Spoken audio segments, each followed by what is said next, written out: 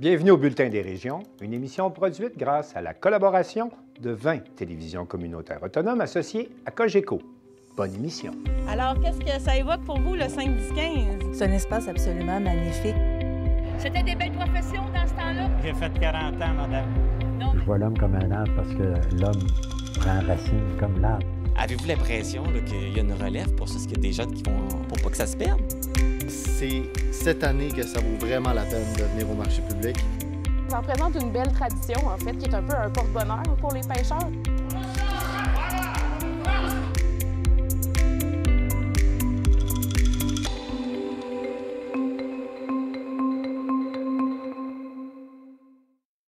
Au sommaire pour vous cette semaine. Dans le Bas-Saint-Laurent et la Gaspésie, on se concerte pour réduire la pollution créée par l'industrie du textile. La CEF de la Matapédia vous rappelle que c'est le temps de préparer votre déclaration de revenus. À Forestville, comme partout dans la francophonie, les écoliers participent à la dictée PGL. À Montmagny, la bibliothèque municipale se décrit comme un troisième lieu offrant une multitude d'activités. À Vaudreuil-Soulanges, l'astrophysicien Normand Molland nous explique comment se produit une éclipse solaire. La télévision communautaire des Laurentides tient actuellement des auditions pour le film et la web-série D'ici à nos rêves. À Notre-Dame-des-Prairies, le gym Annalie forme de jeunes gymnastes qui nous représenteront peut-être un jour aux Jeux olympiques. À Drummondville, le promoteur de boxe Yann Pellerin affirme que l'avenir de la boxe au Québec passe par les régions. Mais pour commencer, à New Richmond, on pratique l'élevage de l'ombre chevalier, nous rapporte Valérie Pinault de Télévague. Bonjour Sabrina. Bonjour Valérie. Comment ça a commencé l'histoire de Rémer et de l'aquaculture? Oui, en fait, c'est mon père qui est le fondateur de Rémer Aquaculture. Il a construit la pisciculture en 2011. Oui. Ça fait que c'est ça, ici, il n'y avait rien au départ, donc il est vraiment allé faire la construction de la bâtisse, l'installation des bassins et démarrer l'élevage vraiment ici. Quel type de poisson vous faites l'élevage? On fait l'ombre chevalier. Okay. Avez-vous beaucoup de bassins? Oui, dans le fond, on a comme deux sections dans la pisciculture. On va avoir le dôme dans la serre qui va avoir 15 bassins. Okay. Puis ensuite, un espace un peu plus petit qui va être l'alvinage pour les petits poissons. On a une dizaine de bassins. Justement, pouvez-vous m'expliquer en détail comment ça fonctionne, la pisciculture? Oui, dans le fond, nous, on reçoit les œufs d'ombre chevalier du Yukon. Okay. Donc, quand ils arrivent ici, on les met dans nos incubateurs. Puis, ils vont éclore vraiment dans nos installations. Ensuite, ils vont grossir les premiers mois dans l'alvinage, qui est la section pour les petits poissons, qui va avoir une eau... on chauffe l'eau, justement, dans l'alvinage, dans cette petite section. Puis ensuite, ils vont être transférés dans la section sous la serre, qui est l'engraissement, le pré-engraissement. Ça va durer une période d'environ 1 an et demi à 3 ans pour avoir l'ombre chevalier qui va être en 2 et 4 livres prêt à la consommation. Votre système de chauffage, ça marche comment? C'est un système de chauffage par géothermie. L'eau que vous utilisez, c'est-tu l'eau de l'Acadie? Non, c'est de l'eau qui est de puits souterrains qui sont alimentés par la rivière la Petite Cascapédia, ici à New Richmond. Est-ce que l'eau est constamment en circulation? Oui, l'eau est constamment en circulation dans les bassins. On va réutiliser une grande partie de notre eau, justement, là, par souci d'éco-responsabilité. Les poissons vont manger une moulée qui est une moulée éco-responsable, faite à partir d'ingrédients choisis par le fournisseur qui ont le moins d'impact possible sur l'environnement pour la durabilité. Vous êtes acquéri des mangeoires spéciales, je crois, hein? Oui, c'est ça. Récemment, là, dans les dernières années, on a fait l'acquisition des nouvelles mangeoires qu'on dit presque intelligentes, là, qui sont vraiment contrôlées par des ordinateurs. Donc, les techniciennes et les techniciens en aquaculture vont aller entrer les données pour chaque bassin, ce que les poissons vont manger de façon journalière et hebdomadaire. Puis, l'ordinateur va envoyer les signaux aux mangeoires pour que ça soit distribué. La moulée va tomber justement sur un disque qui tourne, puis qui va lancer la moulée de façon égale dans tout le bassin pour que les poissons puissent manger selon le volume de poissons qu'il y a dans le bassin réel. Combien de tonnes de poissons vous produisez par année? 50 tonnes de poissons, oui. Oh, quand même! Oui. La température de l'eau dans l'alvinage pour les bébés est à 12 degrés. C'est comme plus chaud. Puis dans les autres bassins, c'est combien? On se situe entre 7 et 8 degrés Celsius, qui est quand même assez stable là, durant toute l'année, étant donné que l'eau provient des puits souterrains. Puis est-ce que vous ajoutez de l'oxygène aussi dans l'eau? Oui, dans le fond, on fabrique notre oxygène sur place ici, avec des générateurs d'oxygène, puis ensuite c'est distribué dans chaque bassin pour les poissons. Par la pisciculture, vous avez aussi une usine de transformation. C'est quoi les spécificités de l'installation? Au départ, on était quand même assez manuel dans notre usine, mais au fil des années, on a acquis plusieurs équipements là, qui nous ont permis d'être plus automatisés, si on peut dire. Ça fait que dans le fond, là, quand on reçoit le poisson de la pisciculture, on va l'éviscérer, dans le fond, enlever les viscères. Ensuite, ça se fait avec une machine. Ensuite, on a aussi une machine pour faire le filet. Donc, on va mettre le poisson dans la fileteuse automatique. Okay. Et les 2 filets vont sortir. Ensuite, on va continuer la préparation du filet et enlever les arêtes, l'emballer, glacer. Et ça s'en va sur des transports à nos clients qui sont en ville ou ici en région. OK. C'est pas juste... Vous n'avez pas juste des contrats en Gaspésie, je comprends bien. Non, c'est ça. Dans le fond, nos clients sont autant en Gaspésie, Québec, Montréal. On a déjà aussi regardé pour aller un peu plus loin, mais la demande, je dirais qu'au Québec est très bonne. Les gens veulent manger des poissons locaux, éco-responsables. Ça fait que c'est des choses qui nous rejoignent bien quand même. Ça fait que... Oui, puis vous êtes beaucoup éco-responsables, je crois, hein? Oui, c'est important pour nous, dans notre vision, là, de réduire notre impact sur l'environnement le plus qu'on peut, là, d'où plusieurs éléments de la pisciculture, comme notre production d'oxygène sur place, le fait que nos bassins sont tous vraiment situés à l'intérieur, ça réduit le contact avec les potentiels dangers extérieurs, la nourriture éco-responsable des poissons. On travaille beaucoup sur ce volet-là. À part l'usine de transformation puis l'aquaculture, vous avez en complément une poissonnerie, hein? Oui, c'est ça. On a une poissonnerie sur place dans même la pisciculture. Est-ce qu'elle est ouverte 7 jours sur 7? Oui, ouverte 7 jours sur 7 à l'année. Okay. Combien il y a d'employés à Rémer? C'est variable selon la période de l'année. Là, je dirais entre 10 et 15 employés. Quand même. Oui. Bien, merci beaucoup. Merci à vous.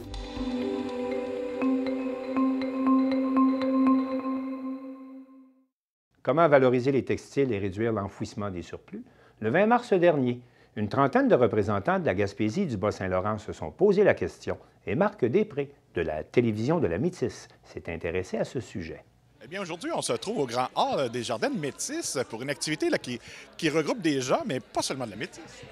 Non, effectivement, c'est à l'échelle du territoire de la Matanie, Matapédia, Métis et Rimouski-Neigette. Mais on aborde même des enjeux là, qui ont trait à la région du Bas-Saint-Laurent, donc en matière du secteur textile. En fait. Parce que c'est ça, donc à ce moment-là, on sait que la matière textile, c'est un sujet là, qui touche vraiment tous les secteurs de la province et même d'ailleurs à ce moment-là. Donc, on a ressenti un besoin de faire un événement pour en jaser. Effectivement, parce que justement, on sait que c'est une des plus grosses sources de pollution au Québec. C'est ça, Recycle Québec, ça fait partie de leur priorité dans les prochaines années, justement, de cibler la pollution, en fait, reliée au textile. On sait que les bois de CRD, la construction, rénovation, démolition, c'est une grande priorité, et les textiles. Donc, dans les prochaines années, il va y avoir plus en plus de projets qui vont émerger pour valoriser ces surplus textiles-là qui se retrouvent à l'enfouissement. Et à ce moment-là, donc aujourd'hui, comment ça se déroule? C'est qu'on émet des idées, on a vu les gens écrire tantôt des post-it. Oui, exactement. En fait, c'est un atelier qui se veut d'idéation, de maillage aussi entre les acteurs de la filière textile sur notre territoire. Donc, il y a des représentants ici des friperies, du secteur du lin, de fabrication de vêtements. Des designers. Des OBNL qui réutilisent en fait des surplus textiles, qui le transforment en d'autres objets, par exemple des sacs, des serviettes de table, etc. Donc, toutes ces personnes-là sont venues ici aujourd'hui pour contribuer à la recherche de pistes de solutions pour mieux valoriser nos surplus textiles sur le territoire. Parce que, bon, lorsqu'on pense aux friperies, souvent, il y en a plusieurs d'entre elles qui se disent « Mais mon Dieu, on est inondé », puis souvent de matériel plus ou moins potable. Donc, à ce moment-là, c'est vraiment une problématique environnementale. Définitivement. Puis on parle aussi d'information, sensibilisation, éducation aussi dans le cadre de cette journée-là aujourd'hui. Là.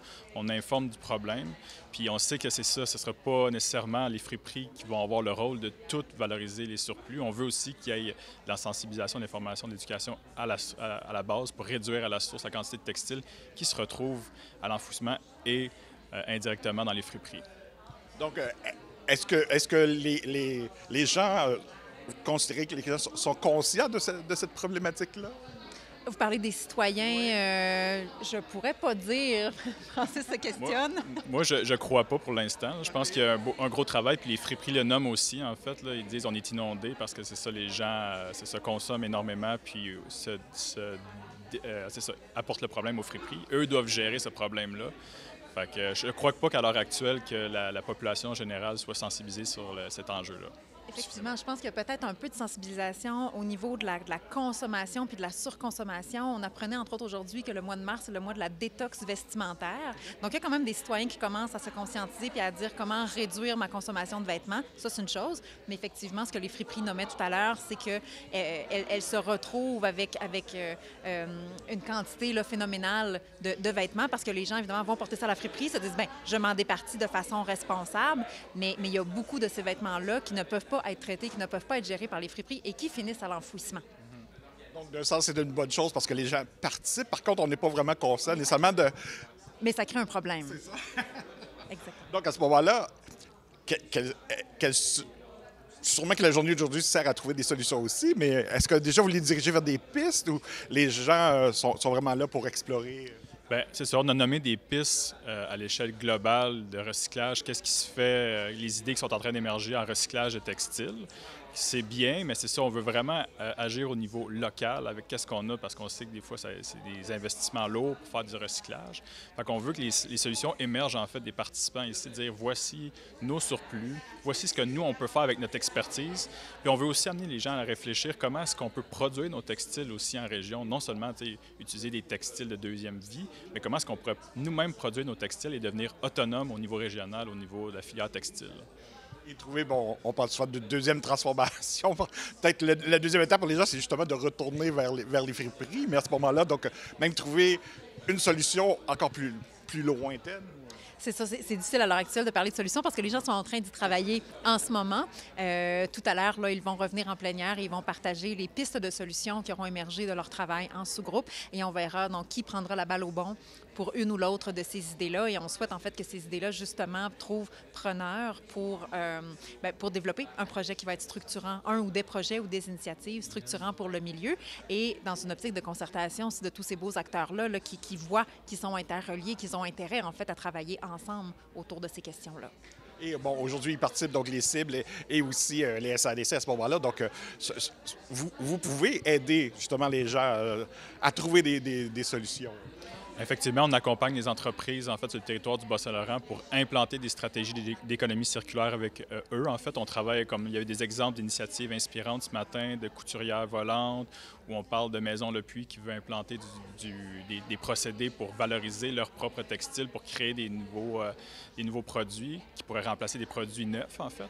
Fait que nous, en fait, Synergie Bas-Saint-Laurent et les SADC, on veut accompagner ces entreprises-là pour aller plus loin dans leurs idées et puis cibler des opportunités d'affaires, pour les aider justement à développer leurs organisations. On est vraiment dans une optique d'accompagnement, mais les idées émergent du milieu. On est là, nous, pour catalyser les opportunités, pour créer des moments où est-ce que les gens se rencontrent et discutent et échangent et imaginent ensemble des pistes de solutions. Et à ce moment-là, est-ce qu'il y a quand même une échelle d'horizon ou de date butoir pour réussir à mettre en place des choses? Bien, on a discuté ce matin d'horizon 2050, mais je ne suis pas sûr qu'on discute. Là, aujourd'hui, en ce moment, on veut juste faire émerger des projets. Puis c'est ça, on va accompagner les entreprises à leur rythme. En fait, là, on ne s'impose pas d'échéance suite à cet événement-là. Et quand même une bonne participation. Sûrement qu'on est très heureux de ça. Oui. Donc une belle trentaine d'organismes d'entreprises des 4 territoires là, qui sont présents ce matin. Bien, on va avec plaisir faire le suivi de ces idées qui sortiront, émergeront, et puis on verra ce que ça pourra apporter pour la région et pour l'environnement aussi. Merci. Merci, Marc. Merci.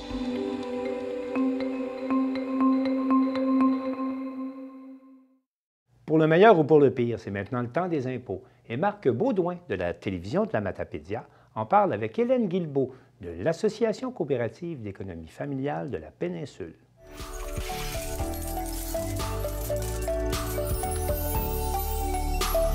Je retrouve Hélène Guilbeault, la directrice de l'ASIF. Bonjour Hélène! Bonjour! Donc, on parle des impôts. Hein? On s'en revient chaque année. Oui. C'est stressant, l'amour juste de période des impôts. C'est juste de savoir, j'ai tous mes papiers, j'ai toutes mes affaires. Ouf, à un moment donné, ça peut même nous empêcher de dormir. Oui, bien là, c'est ça. Puis on s'entend, on est déjà suffisamment stressé par nos finances ces temps-ci, donc on pourrait se sauver ce stress-là. Fait que, oui, effectivement, de se poser la question, est-ce qu'on a tous nos papiers? À la base, c'est important de valider nos relevés d'emploi, sont-ils tous là? Hein? C'est la première, la première chose très, très, très, très, très importante à savoir. Donc, si on a eu plusieurs emplois durant l'année ou quoi que ce soit, de valider qu'on a vraiment l'ensemble de nos relevés, donc nos T1 et nos T4, notre relevé 1, pardon. Bien, pour se rassurer là-dessus, on pourrait se faire une liste. Ben oui. Tu sais, qu'on reprend chaque année, c'est les mêmes papiers, puis là, on coche. Ça, je l'ai reçu. Ah, lui, je ne l'ai pas reçu. Exactement. Puis je dis ça de même, mais sur notre site web, il y en a une. Ah, c'est parfait. Fait qu'il y a toujours des moyens de dire, de enlever le stress d'avoir à toujours penser à tout ça. Exactement, exactement. Puis aussi, bien, si, exemple, on a fait des cotisations à des REER ou des trucs comme ça, bien, c'est important d'avoir ces papiers-là aussi. Parce que les REER, il faut le savoir, quand on cotise à des REER, bien, ça diminue notre revenu imposable. Donc là, c'est intéressant, on peut avoir un retour d'impôt à ce moment-là. Donc, c'est important de pouvoir les indexer. Et aussi, bien, ce qui est important de savoir, c'est qu'on peut mettre aussi la première partie de l'année 2024. Oui, c'était là ma question, parce qu'à un moment donné, ça vient mêlant, parce qu'ils nous envoient les 30 premiers jours de l'année, les restants de l'année. Qu'est-ce qu'on peut mettre? Qu'est-ce qu'on ne peut pas mettre au niveau des REER? On a toujours la possibilité, durant la première partie de l'année, donc les 30 premiers jours de la nouvelle année, de pouvoir réduire notre charge fiscale d'une certaine façon en cotisant dans des REER. Donc, ça va nous permettre de diminuer notre revenu d'imposition si on pense qu'on n'a pas assez payé d'impôts, des trucs comme ça, ou qu'on a eu des revenus supplémentaires qui ont fait en sorte que, on va peut-être avoir une facture d'impôt, bien, on peut aller chercher un retour d'impôt de cette façon-là en cotisant dans nos REER. Donc, c'est le cas des fois quand les gens ont des bonus de fin d'année ou des trucs comme ça qui arrivent juste le 31 décembre. Donc, c'est dur à ce moment-là de se planifier et de dire « Oh, OK ». Donc, ça nous permet, durant les 2 premiers mois de l'année en cours, de pouvoir faire là, la petite magie fiscale. Mais autrement, bien, il y a d'autres choses qu'on peut aller chercher. Donc, les gens qui sont à loyer, bien, ne pas oublier d'aller mettre les relevés 31. Donc, ça, c'est le propriétaire du bloc dans lequel on réside qui va nous fournir nos relevés 31. Et avec ça, bien, on va pouvoir aller chercher un crédit au niveau du provincial. Ce qu'on appelle l'impôt foncier. C'est pas ça qui est écrit dessus? Non? Non, l'impôt foncier, ça, c'est vraiment au niveau des gens qui ont peut-être des revenus, des revenus locatifs. Là, à ce moment-là, ils vont pouvoir mettre leur charge d'impôt foncier pour réduire tout ça. Mais lui, il va chercher à aller chercher vraiment notre crédit au niveau provincial là, de la solidarité. Donc, c'est quand même très intéressant d'aller chercher tout ça. Donc, on a des guides pour faire notre liste pour savoir si on a tous nos papiers. Oui. Un autre souvent stress, des fois, c'est les dates. Parce qu'on a des dates limites à respecter. Et puis, ça c'est stressant. Ça, c'est stressant. Effectivement, c'est toujours stressant. Donc, on s'entend, ultimement, il faut respecter le plus possible la date. Mais bon, on en fait des rapports d'impôts qui datent des années et des années en arrière. Il n'y a personne qui nous tape sur les doigts si on fait ça en retard. C'est qu'il y a des frais d'intérêt. Si on doit de l'argent, bien, il va y avoir des frais d'intérêt qui vont être calculés sur l'argent qu'on doit. Si, par contre, on en reçoit, ce qui est le cas de la majorité des gens qui font des rapports d'impôts, on s'entend là, la plupart des gens reçoivent des crédits d'impôt. Bien là, à ce moment-là, malheureusement, le gouvernement, lui, ne nous donne pas d'intérêt. Hein? S'il nous doit de l'argent en retard, il ne paiera pas d'intérêt dessus, malheureusement. Mais c'est sûr que l'idéal, c'est toujours de respecter les dates pour éviter les problèmes. Oui, c'est ça. C'est toujours plus facile de cette façon-là. Et dans des cas de doute, bien aussi, on peut faire affaire avec un comptable. Il y a quand même des possibilités de faire nos rapports d'impôt de façon autonome, à la maison, avec des logiciels en vente libre ou disponibles gratuitement ou à faible coût sur le web. On a d'ailleurs une capsule de formation aussi sur notre site web pour aider les gens. Hein? Parce que je veux pas, des fois, ça peut être long si on va voir un comptable. Des fois, les listes d'attente. Des fois, on n'a pas toujours les moyens de se payer un professionnel non plus. Donc là, il y a un autre stress. J'ai pas les moyens de me payer un professionnel. Je suis pas nécessairement capable de faire. Y a-t-il d'autres y a-t-il d'autres soutiens qu'on peut avoir? Bien si oui, on il y a n'a pas des ces moyens? organismes aussi dans le secteur qui offrent des cliniques d'impôts, en fait, là, pour permettre aux gens de pouvoir bénéficier là, d'impôts à faible coût. Donc, ici, dans la région de la Matapédia, effectivement, là, il y a une clinique qui existe. On peut avoir un soutien. Parce que Oui. c'est pas évident non plus de faire ça C'est tout seul. pas Même si évident. on a un guide, puis on a Oui. les logiciels, c'est pas... Mais sauf que les logiciels sont quand même bien faits. Aujourd'hui, Oui. on fait juste rentrer nos montants dans Oui, les ben, cases, c'est puis ça se ça, fait tout puis- seul. Je l'ai déjà essayé, puis c'est magique, là. Exactement. Puis, tu sais, ils nous posent plein de petites questions. On a juste à y répondre. C'est quand même assez simple. Il ne faut juste pas paniquer. Hein? C'est Oui. souvent ça là, Ben, c'est souvent ça. qu'on a peur. Mais tant et si longtemps qu'il n'est pas envoyé en bout de ligne, on n'a pas de raison de paniquer. Et si, exemple, dans le cas qu'on fait soi-même son rapport d'impôt et que, justement, bon, on reçoit un crédit, puis que, tu sais, on est comme pas sûr, parce que ça peut arriver. Hein? Moi, je l'ai fait moi-même, mes rapports d'impôt, puis bon, ça arrive que je peux faire des erreurs ou des trucs comme ça. Ça arrive à tout bon humain de faire des erreurs. Donc, si, exemple, on reçoit un crédit, bien, dépensez-le pas, ce crédit-là. Laissez-le de côté. Hein? Donc, parce que si, exemple, on a fait une erreur, puis finalement, bien, on doit le rembourser, le crédit, bien, au moins, il ne sera pas dépensé, puis on n'aura pas besoin de se mettre dans le pétrin, là, ultimement, là, dans l'année en cours. Oui, souvent, parce que quand on reçoit de l'argent, on peut dire, dès que vous recevez le rapport d'impôt, payez-moi. On a cette option-là. Fait qu'on Oui. se fait payer tout de suite. Mais après ça, il y a la révision du Exactement. rapport d'impôt. Fait qu'il peut y avoir des changements qui sont Exactement, apportés. Et ça arrive souvent. C'est souvent des montants qui sont réajustés par le gouvernement. C'est des montants qu'on n'a pas, nous, nécessairement, qu'on n'a pas accès. Qu'on n'a pas, Et là, eux exactement, autres qu'on n'a pas réajustent des nécessairement choses. calculé, parce qu'aussi peut-être qu'on n'a pas obtenu ça par courrier ou peu importe. Tu sais, on a peut-être changé d'adresse, on n'a pas eu toutes nos informations fiscales. Donc, ça fait en sorte que, bon, oui, peut-être ça va débalancer le rapport d'impôt en bout de ligne à la fin de l'année. Fait que, toujours attendre que la révision Ben soit faite. oui, pour être exactement, sûr exactement. Quand on a reçu notre avis de cotisation, généralement, ça dit que tout est réglé, tout est canné, donc tout est beau. Fait qu'on ne dépense pas. Si, exemple, on a le retour d'impôt tout de suite, on ne le dépense pas. Par contre, si on a une facture d'impôt à payer, à ce moment-là, oui, on la paye tout de suite. Et à ce moment-là, si, exemple, il y a un changement, bien là, le gouvernement va nous rembourser. Parce qu'il faut savoir que si on ne la paye pas tout de suite, bien là, il y a des frais d'intérêt qui se calculent automatiquement. Donc, c'est quand même important de pouvoir régler le solde rapidement là, pour éviter des frais jetés à la poubelle. Ben, Hélène, merci beaucoup encore pour aider les gens à passer une période des impôts là, Oui, avec la mois de septembre. tranquillité. Merci. Merci.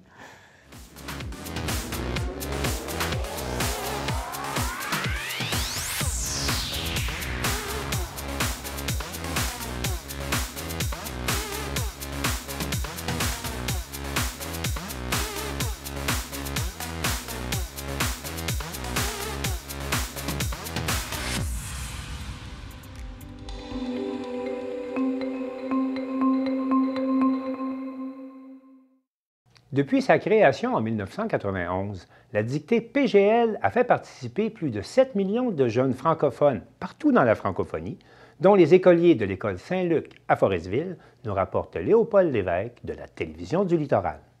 Désormais reconnu dans la francophonie et salué par la communauté enseignante en Amérique du Nord et en Afrique, ce projet a mobilisé plus de 7 millions de jeunes des deux côtés de l'Atlantique depuis sa création en 1991. La dictée PGL donne également aux élèves la possibilité de participer à une compétition stimulante et amusante qui aboutit chaque année à une grande finale internationale télévisée pour les élèves de 5e et 6e année. L'École Saint-Luc de Forestville s'est inscrite au projet et les finalistes étaient Richard Tremblay, élève de 6e année, et Roxane Pinard, élève de 5e année. Les deux ont pris part à la finale régionale. C'est Roxane Pinard qui sera la représentante de l'École Saint-Luc. Donc, toutes les personnes qui faisaient s'affrontaient pour élire deux personnes. Donc, vu que j'étais de niveau 5-6e année, il y avait une personne de 6e année puis une personne de 5e année. Puis après ça, il y avait la finale de l'école. Donc, le 6e année contre la 5e année s'affrontaient. Donc, c'est lui qui avait le main de faute qui a été gagné. Puis après ça, c'était la finale régionale. Donc, c'est moi qui l'ai faite. Puis, j'ai gagné là. La grande finale internationale aura lieu à Québec le 19 mai prochain. Rappelons que la Fondation a comme objectif de favoriser le sentiment d'appartenance et le rayonnement dans la francophonie en partageant chaque année un projet avec plus de 300 000 jeunes provenant du Canada, des États-Unis, de la Côte d'Ivoire, de la Guinée, du Maroc et du Sénégal. Elle valorise la maîtrise de la langue française comme outil de réflexion et de communication. Léopold Dave Lévesque pour la télévision du Littoral.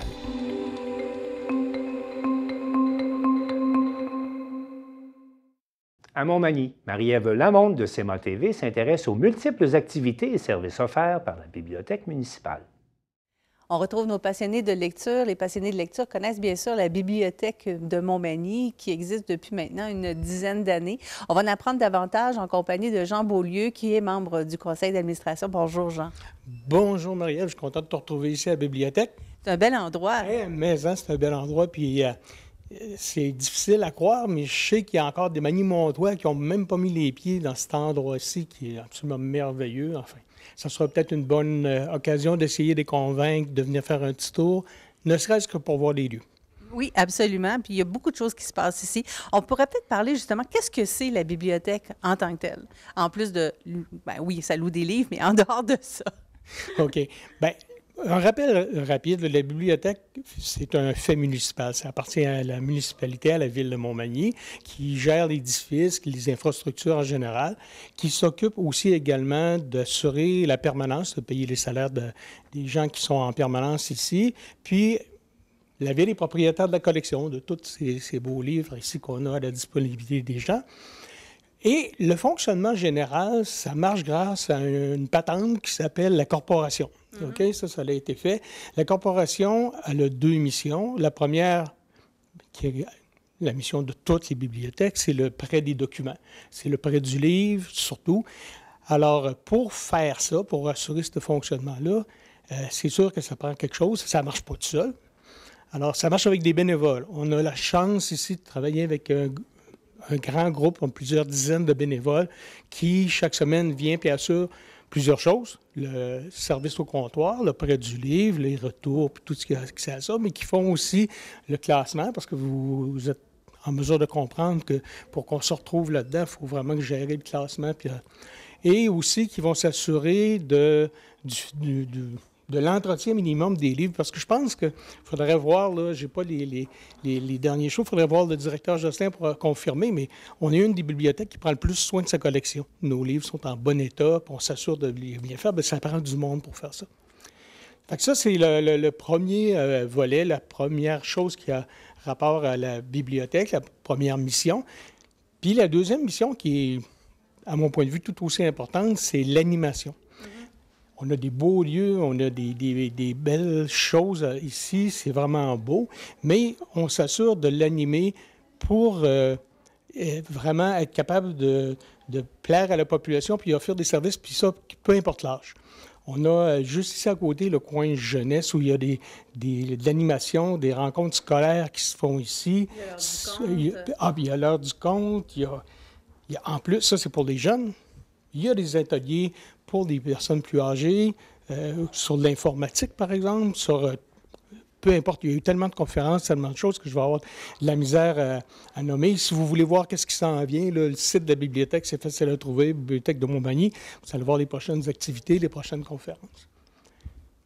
Donc ça serait le deuxième gros volet qu'on a, nous autres, c'est d'animer ce qu'on va appeler, nous, tu as peut-être entendu le terme, le troisième lieu. Oui, ça veut dire quoi, ça, le troisième lieu? Bien, c'est ça. C'est que le premier lieu, ce serait ta maison, ta famille, tout ça. Le deuxième lieu, c'est ta job ou les études pour les gens qui sont à l'étude.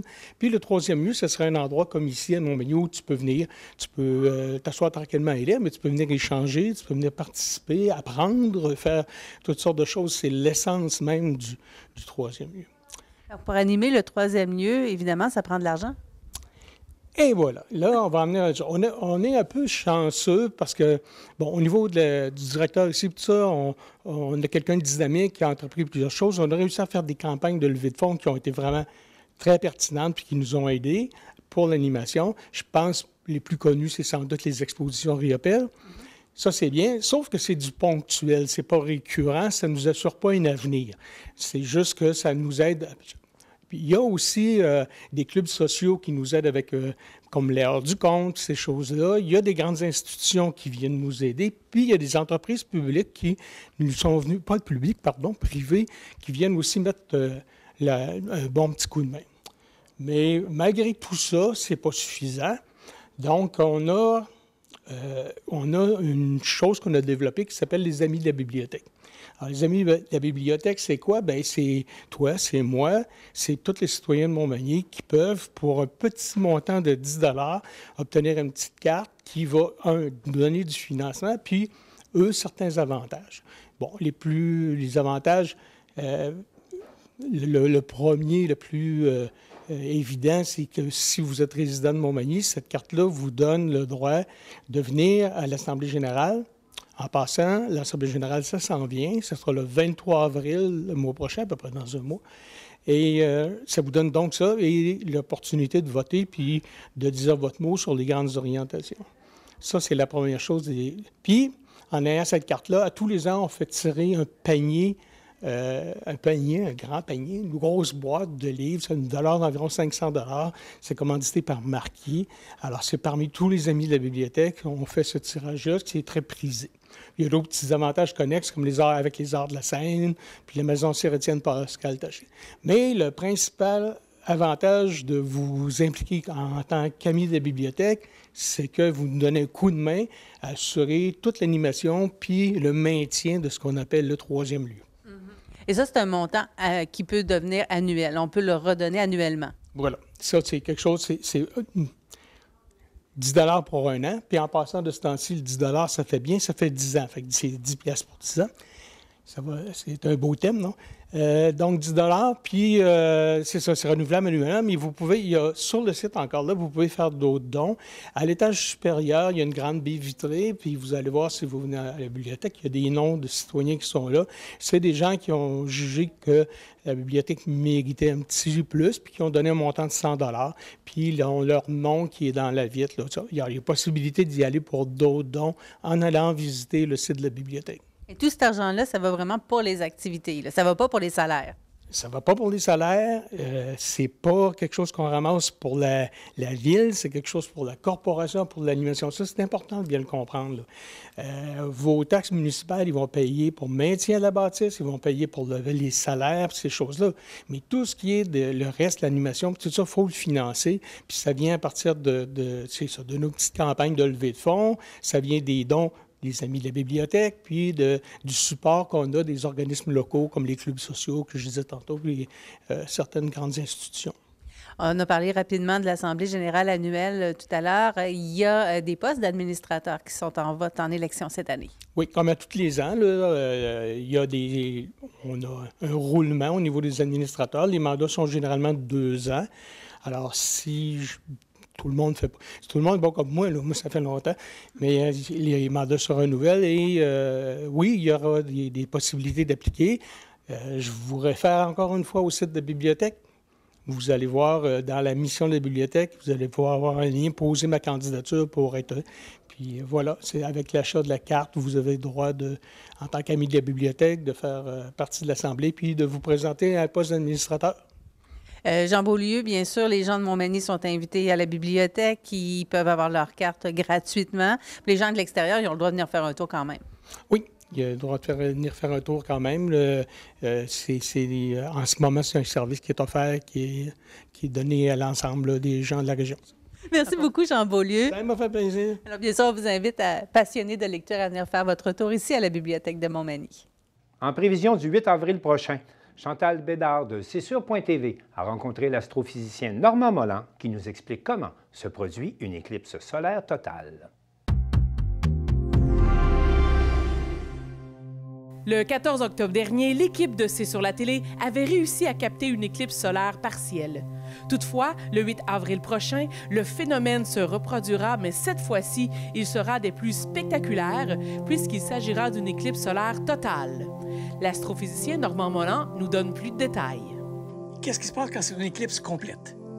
Quand c'est une éclipse complète, ce qui se passe, c'est ceci. C'est-à-dire que la Lune passe complètement devant le Soleil et cache entièrement le Soleil. Alors, des fois, la Lune est trop près de la Terre et on ne voit plus du tout le Soleil. Ou des fois, elle est plus loin de la Terre et à ce moment-là, il reste un petit anneau lumineux du Soleil autour. Les éclipses, c'est très variable, mais il y a un moyen de les calculer. Les astronomes connaissent bien la méthode, mais ce n'est pas un calcul simple. L'éclipse change d'après où on est sur Terre. Lorsque on est en Amérique du Nord, on voit des éclipses qui se passent dans l'hémisphère nord. Mais s'il y a des éclipses en hémisphère sud, on ne le voit pas.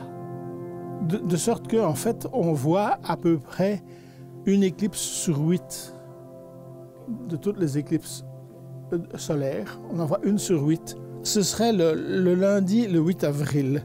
Donc, c'est pas dans pas très longtemps. Et c'est intéressant parce que c'est une éclipse totale qu'on va voir très, très bien. Elle commence à 14h15 le 8 avril. Elle s'achève à 16h35.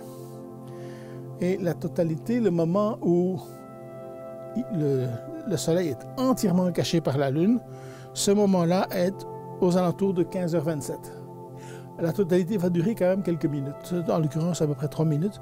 Et pendant ce temps-là, il va faire très noir. La dernière, la précédente, qu'on a eue à Montréal, c'était en 1932.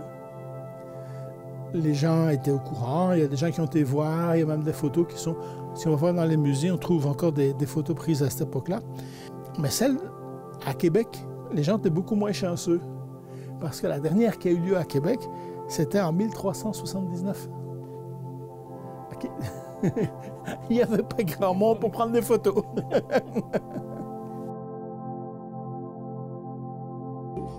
Et ça, c'est dangereux à regarder.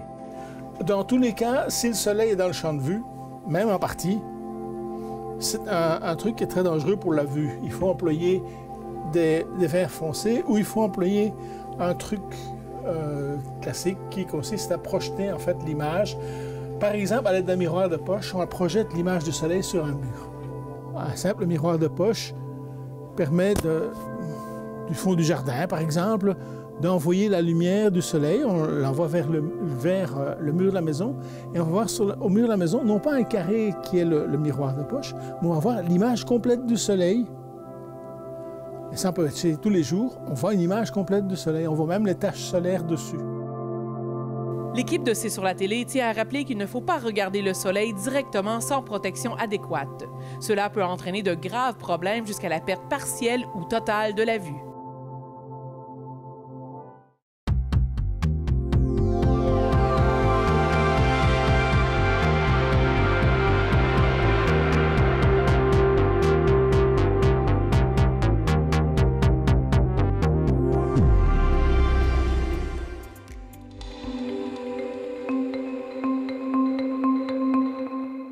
Je m'appelle Annabelle Lasselle-Richard, j'ai 12 ans, je viens du Berdo. J'aimerais interpréter le rôle de Zoé. Je m'appelle Talina, j'ai 14 ans et aujourd'hui je vais interpréter le rôle de Sophie. Ce que nous venons de voir, ce sont des extraits des auditions que tient actuellement la télévision communautaire des Laurentides qui va réaliser un film et une web-série qui s'intitule « D'ici à nos rêves ». Et j'ai le plaisir d'en parler avec Dean Brisson, le directeur général de la télévision communautaire des Laurentides. Dean Brisson, bonjour. Salut, Martin. Est-ce que vous pouvez nous expliquer de quoi il en retourne une télévision communautaire qui produit un film? Qu'est-ce que vous nous préparez? Bien, c'est dans le cadre d'un appel d'offres de projet qui a été soumis l'année passée dans le cadre de la santé, de la culture pour la santé des jeunes de 12-18 ans. Okay. Alors, il y a eu un appel d'offres provincial et nous avons proposé un scénario qui a été accepté. Il y a 3 organismes qui ont été acceptés dans les Laurentides sur 47 demandes acceptées au Québec. Et donc, vous vous apprêtez à tourner un film qui portera sur quoi?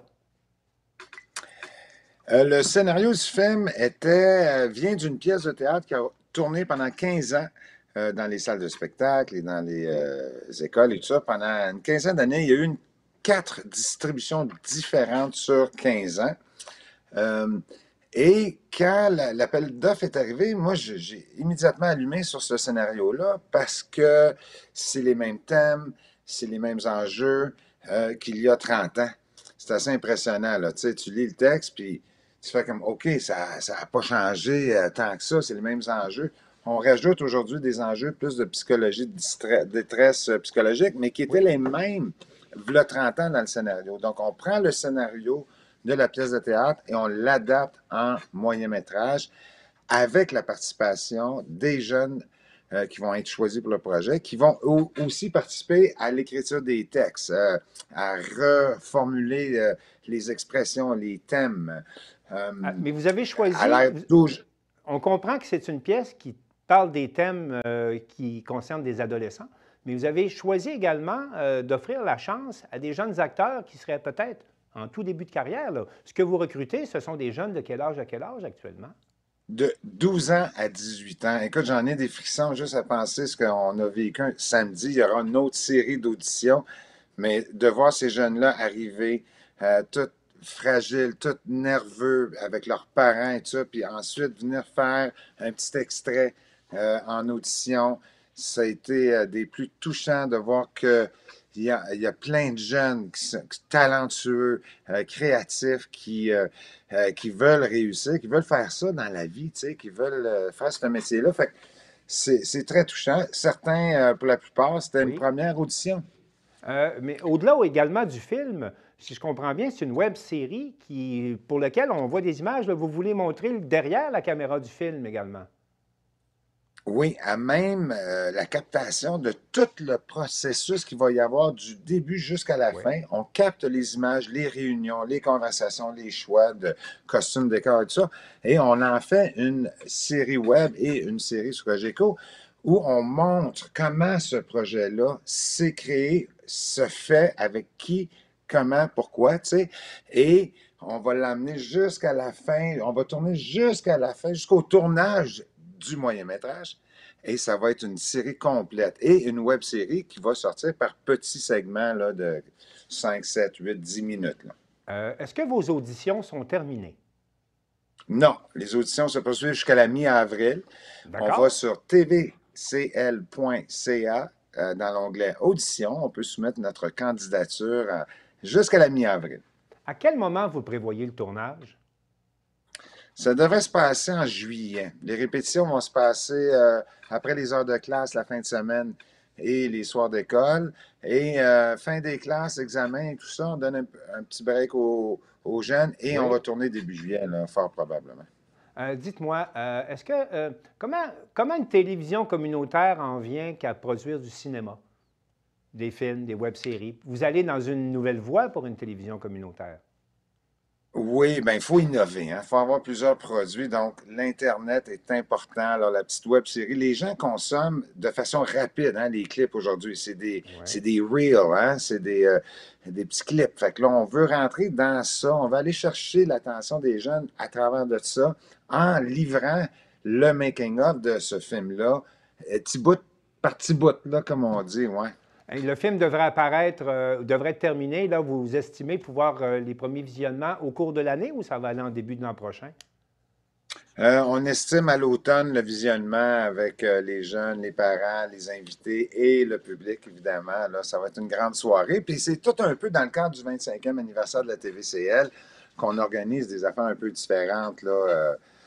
Oui, on veut comme toucher d'autres médiums, puis aller chercher le monde dans différentes sphères. Fait que, c'est pour ça qu'on essaie des produits ou des projets qui impliquent les jeunes comme ça. C'est fabuleux. Là. Et s'il y a des jeunes qui désirent... Oui, et s'il y a des jeunes qui désirent participer, on va où? Vous allez sur tvcl.ca dans l'onglet Audition. Dean Brisson, merci beaucoup. Bonne chance et au plaisir de vous en reparler. Merci, Martin. Merci beaucoup à vous.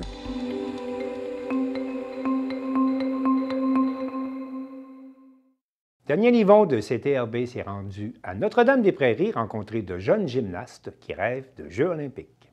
C'était quoi votre première idée de faire un club de gym? Principalement pour nos filles. On était 3 actionnaires au départ et 3 gymnastes. Donc. 3 gymnastes déjà qui avaient déjà fait de la compétition, des choses comme ça. Exactement. Puis vous vouliez vous implanter à Joliette, vous avez dit qu'il y a un besoin pour ça. Exact. Et toi, c'était ça aussi? Oui, également. Moi, j'étais entraîneur de gymnastique depuis longtemps. Donc, je me suis associée au projet, puis on a démarré le club. Ça fait combien d'années que vous êtes ici? C'est notre 8e année. Hein? Oui, 8e année déjà. Oui. Et l'intérêt a été tout de suite quand ça a commencé? Oui, ça a très, très bien été. D'année en année, on a doublé notre clientèle, puis jusqu'à arriver à la pandémie. Moi, c'est ça. Jusqu'à temps qu'il y ait les jeunes, c'est beaucoup de jeunes filles, j'imagine. C'est plus rare des garçons, malheureusement. Quand même beaucoup. Ah oui? Oui, Ah ouais. oui, dans les Plus groupes jeunes. de plus petits, on a quand même peut-être quoi, un 15 15 de garçons. C'est quoi leur motivation? Ils viennent essayer puis ils s'aperçoivent qu'ils aiment ça? C'est quoi qui fait qu'une jeune fille ou un jeune homme décide de venir faire de la gymnastique en 2024? Bien, pour bouger, principalement, nous, dans le fond, on donne des cours, on commence à 1 an. Donc, on commence tout petit avec les parents-enfants, et on va jusqu'à la compétition, mais on donne des cours jusqu'à environ 15-16 ans. Il y a du récréatif oui, puis il y a du compétition. Dans nos cours de récréatif. Les garçons sont dans le récréatif. Le compétitif est réservé pour les jeunes filles. Ah, OK, les jeunes filles. Oui. Bien, je vois aussi que vous faites des camps de jour, vous faites des activités, des fêtes, quelqu'un qui veut faire de l'initiation. De qu'est-ce qu'on a vu des communiqués de presse, vous réussissez bien dans ce que vous faites. Dans le sens, vous avez eu des jeunes, même de Berthierville et tout, qui ont des bons records, des beaux résultats. Des belles performances, oui, c'est oui, ça. Oui. C'est beaucoup de travail? Oui, les jeunes filles s'entraînent 5 heures par semaine. Donc, on a différentes catégories qui vont de R2 à R6. Vous allez m'expliquer c'est quoi R2 et R6? Moi, je veux savoir c'est quoi. Donc, on se spécialise, nous, en régional. Et puis, c'est une échelle, tout simplement. R2, R3, on évolue et on peut augmenter comme ça jusqu'à R6. Les gymnastes performent dans la même catégorie toute l'année. Donc, elles peuvent se dépasser d'une compétition à l'autre et avoir des résultats pour s'améliorer. Et le R2, c'est concernant les habilités qu'ils sont capables de faire exactement, oui, c'est ça? Il y a des routines spécifiques pour R2 et ensuite d'autres routines pour R3. Et on évolue, les mouvements deviennent plus difficiles plus on avance dans les chiffres. Donc, autrement dit, chaque jeune fille fait la même routine. Il n'y a pas de catégorie, c'est la même routine. Il n'y a pas de création, là. Tu sais, je veux dire, il n'y a pas de chorégraphie, on n'est pas rendu... En niveau R4, là, au sol, on peut avoir les mêmes mouvements, mais la chorégraphie est différente. Donc là, c'est là qu'au niveau de la création, on embarque. OK, bien c'est bien. Et je vais poser la question dans le sens que la motivation de cette jeune fille-là pour venir faire de la compétition, ça vient naturellement? Ça vient souvent avec le talent. OK, oui. Bon, quand ils ont un talent plus naturel ou qu'ils réussissent bien puis qu'ils se démarquent des autres là, dans les récréatifs, bien là, ils ont envie d'aller plus loin. C'est sûr que tout enfant qui fait de la compétition qui reçoit des médailles, la motivation vient assez rapidement. Ça vient assez rapidement. Oui. Et vous vous êtes rendu jusqu'où? Vous avez fait des compétitions? Avez-vous participé à tous ces programmes-là avant de devenir propriétaire ou peut-être même entraîneur? Moi, j'ai jamais fait de gymnastique. Ma fille en fait depuis qu'elle est toute petite, mais moi, non. OK. Moi, j'ai fait jusqu'au niveau régional, à peu près comme les athlètes ici, mais je suis devenue rapidement entraîneur et j'ai eu la piqûre, donc je suis restée dans la branche entraîneur longtemps. Bon, ben bonsoir les filles, ça va bien? Oui. Moi, je veux juste savoir, vous pouvez toutes répondre, vous avez des raisons chacune particulières. Pourquoi ça vous avez aimé ça, faire de la compétition? Qu'est-ce qui vous a amené à venir faire de la gymnastique? Bien, parce que je trouve que c'est un sport quand même individuel, qu'on peut s'améliorer tranquillement tout seul, mais quand même, on a le soutien de toute l'équipe. Bien, c'est aussi, après les compétitions, toute l'équipe, on s'encourage, on se dit bravo, puis ça, je trouve que c'est très motivant. Une belle esprit d'équipe, tout ça. Ouais. Vous avez des conseils entre vous autres? Vous vous dites, oui, que tu as bien fait, tu n'as pas bien fait. Oublie pas ton mouvement, oublie pas tes choses. Mais des fois, on n'est pas ensemble, là, ça dépend. Là, des fois, on est R2 avec R2, R3 avec R3, puis R4 avec R4. Okay. Donc, on n'est pas... Des fois, on est... Ouais. Bon, vous êtes des R2, des R3, des R4, c'est ça? Oui. OK. C'est quoi vos objectifs dans la vie? Là, vous faites ça, mais vous voulez monter R5, R6, vous voulez aller aux Olympiques? C'est quoi? Oui, aux Olympiques. Tu vas aller aux Olympiques? Oui. OK. Moi, je voudrais aller jusqu'au national pour représenter mon pays. Ah, c'est bien ça. Puis ça, il faut que tu travailles fort pour faire ça. Très, très fort. Mais est-ce que tu penses que tu as la capacité, tu as la volonté de le faire? Ben, moi j'aimerais ça, mais je sais pas. Ben, il faut avoir la volonté, il faut travailler. Est-ce qu'on a d'autres objectifs, Juliette? Moi, j'aimerais ça aller à plusieurs challenges des régions. OK. Tu aimerais ça aller faire ça. Est-ce que ça vous apporte beaucoup dans votre vie de faire de la gymnastique? Oui. La confiance en soi, à l'école, se concentrer, des choses comme ça? Oui, il faut vraiment... Non, t'as pas laissé? Puis avez-vous des idoles? Avez-vous des gens que vous regardez faire des compétitions, des émissions? Moi, justement, Juliette, qui est là, ouais. je la trouve super persévérante, puis elle se blesse jamais, elle est super bonne, puis elle est super fluide. Donc, c'est ton idole, ça? Ouais, c'est mon idole. Juliette, c'est qui ça, Juliette? C'est toi? Donc, tu es quelqu'un, tu es un mentor, tu es un modèle à suivre dans l'équipe, c'est ça? C'est mon modèle. Ah, ben c'est bien. Puis, c'est bien, ça, c'est le fun de faire ça. Donc, tu aimes ça, tu as les petites, tu aimes ça t'occuper des petites, puis de les aider. Des corrections, puis je les aide à persévérer. OK. Puis mes deux mademoiselles ici, des entraîneurs, vous avez connu ça avec petites comme ça. Qu'est-ce qui vous a amené à continuer dans la gymnastique, être entraîneur et tout? Bien, je pense que c'était de pouvoir donner la passion, enseigner notre passion aux gens, parce que à un moment donné, avec l'âge, ça s'atténue en tant que gymnaste, mais de pouvoir transmettre ça. Vous dites les capacités s'atténuent à un moment donné? Bien, ça dépend des gens. Il y a certains niveaux, puis rendu à un certain âge, mais mettons, pour ma part, j'ai arrêté de le faire moi-même, mais de pouvoir l'enseigner à des plus jeunes. Puis ça, c'était quelque chose. Puis c'est-tu valorisant de voir des jeunes faire ça? Mais c'est le fun de voir que, dans un sens, ils font beaucoup, les athlètes font beaucoup les choses, le coach est en arrière pour aider tout de suite, de voir qu'ils réussissent, tout ça, c'est toujours très... Ça nous rend fiers. Sont-tu fines, vos deux coachs? Oui. Ils sont pas trop sévères? Okay. Des fois. Oui, des fois. Bon, ben c'est bien. Mais c'est important, des fois, d'être sévère, parce que si on veut faire de la compétition, c'est pas... Faut qu'on soit plus meilleur. Faut qu'on soit quoi? Plus meilleur. Plus meilleur, tu as bien raison. Puis vous, mademoiselle, avez-vous des idoles? Avez-vous des gens que vous regardez? As-tu une idole? Elle s'appelle Simone Biles, puis je la regarde souvent en vidéo. Puis oui, elle est impressionnante.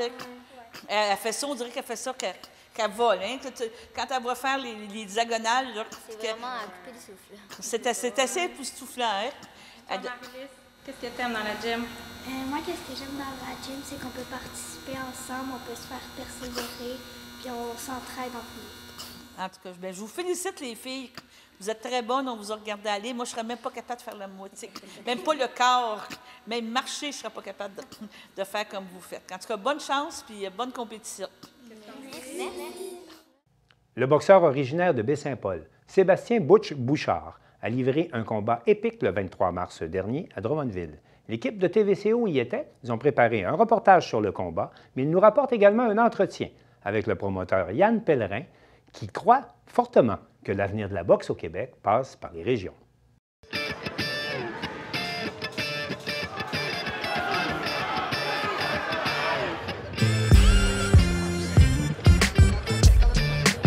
Ma mission, c'est que je me suis aperçu au cours des années que les deux gros promoteurs s'étaient enfermés au casino en avant de 500 personnes. Et puis que quand ils arrivaient dans les gros centres pour faire des gros galas, il n'y avait pas de monde.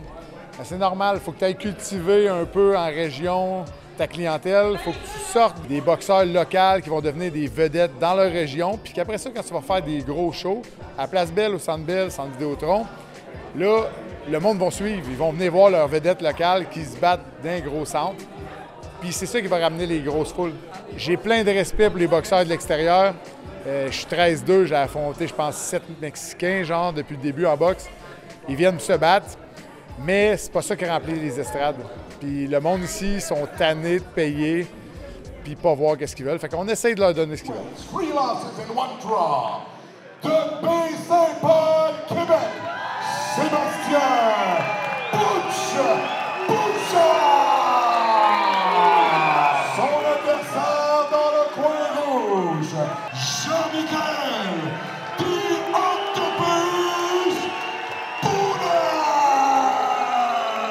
C'est Jean-Michel, on s'en est parlé dans le ring après, c'est tellement une bonne personne. Puis moi aussi, il dit Butch, tu m'as fait vivre quelque chose de spécial. Il dit avant le combat, il dit j'étais pas capable de me minder. Il dit c'est comme si j'allais faire un sparring. Puis moi, j'étais de l'autre côté, mes coachs, ça va-tu? Oui, mais on avait pas, les deux, on avait comme pas le feu. Je crois qu'on se pince, là, mais c'était spécial comme feeling avant le combat. Puis,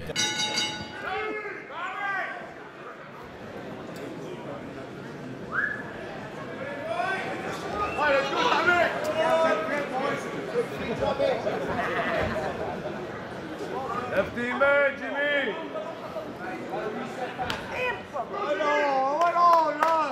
déjà d'avance, il y avait beaucoup de respect entre nous, aux conférences de presse et tout, mais on s'est croisés à l'hôtel, puis j'étais avec ma copine, il était avec son équipe, puis tu sais, là, on n'a pas à s'envoyer chier, ça donne à rien. On le sait qu'on est des fighters, il y a 130 combats au moins, je pense amateurs plus professionnels. Puis, tu sais, moi aussi, j'avais 70 combats. On a 200 combats ensemble, on est habitué d'être entre les câbles. Fait qu'on va switch on entre les câbles, mais c'était un feeling bizarre. Tu sais, des fois, d'avoir un petit peu de « je vais faire mal », on l'avait pas. Puis il me l'a dit après, Chris, j'étais comme off dans le vestiaire, j'avais pas ce feeling-là.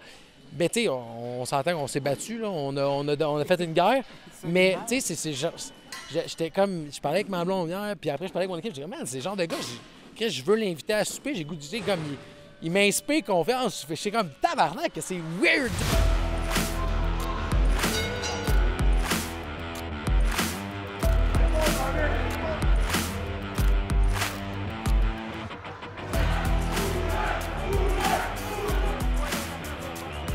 On a toujours dit toute ma carrière, j'étais un slow starter. Puis j'ai décollé encore au 4e round. J'ai commencé, ça a été long avant que j'embarque dans le momentum et tout.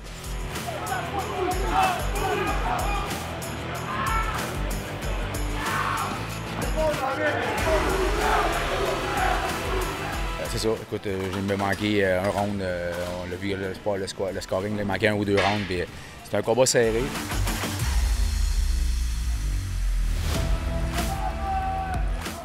Sincèrement, je crois que j'ai fait beaucoup plus mal que lui m'a fait mal parce que j'ai fait mal beaucoup au corps. Il me l'a dit après le combat, là, je l'ai détruit au corps à plusieurs reprises.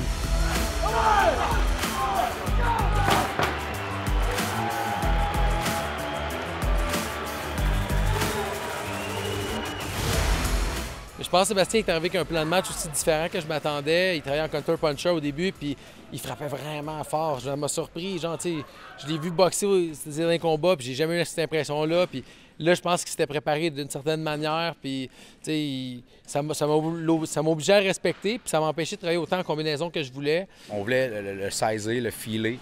On pensait peut-être être capable de le battre à cette distance-là. Puis à un moment donné, on a vu qu'il manquait toujours un pouce. On appelle ça X-arrière en boxe. Toute fois que j'y allais, il réussissait à faire son X-arrière. Il me manquait toujours quelques pouces. Fait que là, on a dit qu'il va falloir mettre de la pression offensive.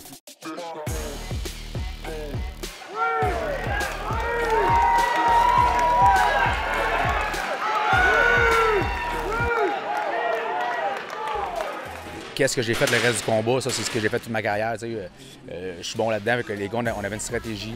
On avait dit que la stratégie ne marche pas au 4e. On s'est donné 4 rounds. J'ai trouvé d'y aller dans le vieux Thibaut, le vieux Sébastien rentrant dedans. Fait à la fin, je trouvais ça un petit peu plus dur parce qu'on n'était pas préparé physiquement à aller là. Mais c'est ça. Écoute, très déçu, un goût amer. Mais j'aurais pas ma ceinture, mais les gens vont avoir un bon spectacle.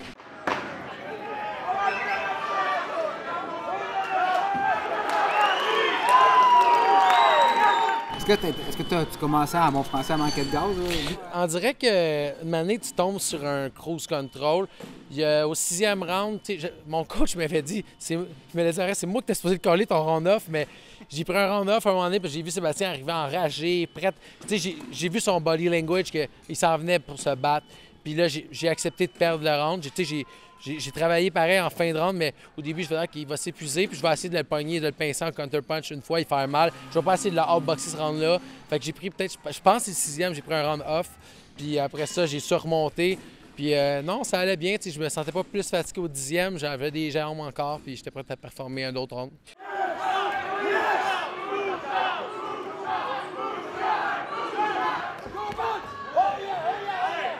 Je suis content, soulagé. Je veux dire, je vis la pression de. Si je perds, on va dire que je suis vieux, que j'ai 41 ans, puis que je finis. Fait que, c'est comme toute une pression que je me mets indirectement, puis que je sais que c'est ça la réalité, que genre, je vais me faire dire, même si je fais un bon combat contre un bon adversaire comme Sébastien Bouchard, si je perds, on va dire que je finis. Fait que j'ai comme tout le temps cette pression-là. Fait que je suis comme obligé de performer. Faut que je sois fier, parce que c'est quand même mon premier 10 rounds. J'avais jamais fait de 10 rounds. Mon combat de championnat d'avant, je l'avais arrêté au 7e round. Donc, c'était mon premier 10 rounds complet. Fait que, ouais, je suis fier de ça.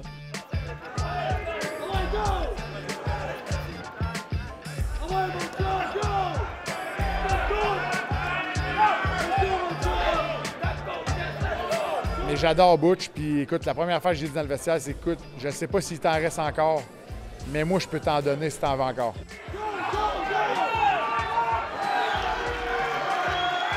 on va décanter tout ça avec mon équipe. Là, 2 défaites de suite, on a un goût très amer. Honnêtement, c'était mon camp d'entraînement, un des camps d'entraînement les plus difficiles de ma carrière.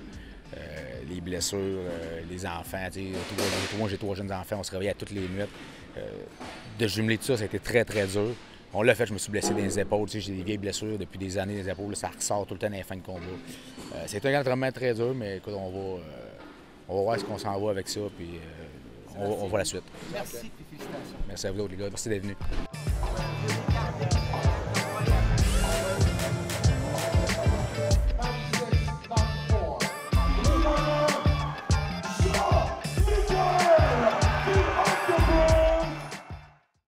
C'est tout pour le bulletin des régions cette semaine. Je remercie toutes les télévisions communautaires qui ont participé à sa réalisation et je vous dis à la prochaine.